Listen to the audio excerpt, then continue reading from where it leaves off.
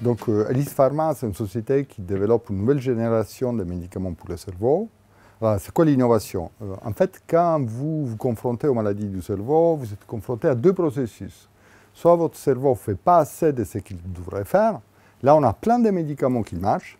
Soit votre cerveau il est hyperactif, il en fait un peu trop.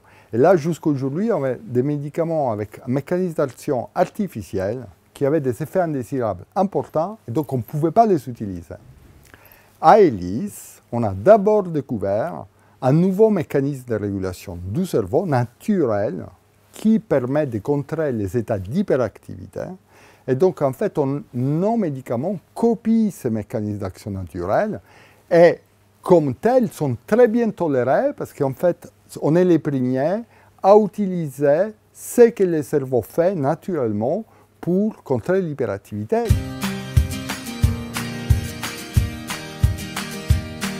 Nos molécules ciblent un récepteur spécifique du cerveau.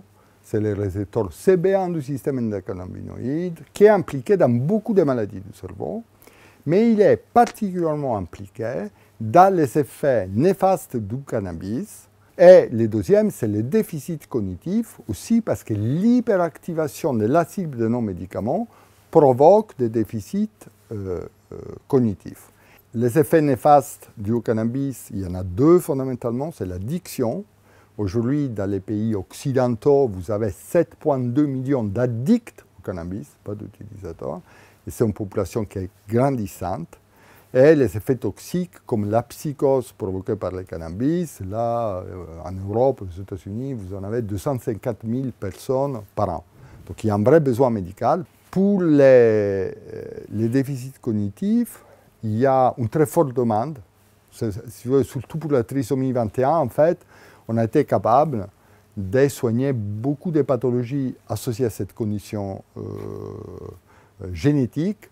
Et après les déficits cognitifs du vieillissement, je pense que je dois convaincre personne que c'est une des pathologies grandissantes de laquelle il faut s'occuper. Donc, dans ces cas-là aussi, il y a un marché qui est très important, avec une demande très importante.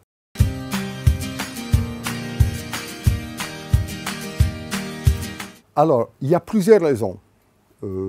La première, c'est que nous sommes une société française, bordelaise, mais avec une implantation internationale. Je pense que l'introduction en bourse va nous donner la visibilité dont nous avons besoin pour être bien représentés dans tous ces territoires. Donc ça, c'est une des raisons. La deuxième raison, c'est que nous croyons énormément dans cette nouvelle classe de médicaments qui nous permet vraiment d'aller où on ne pouvait pas aller.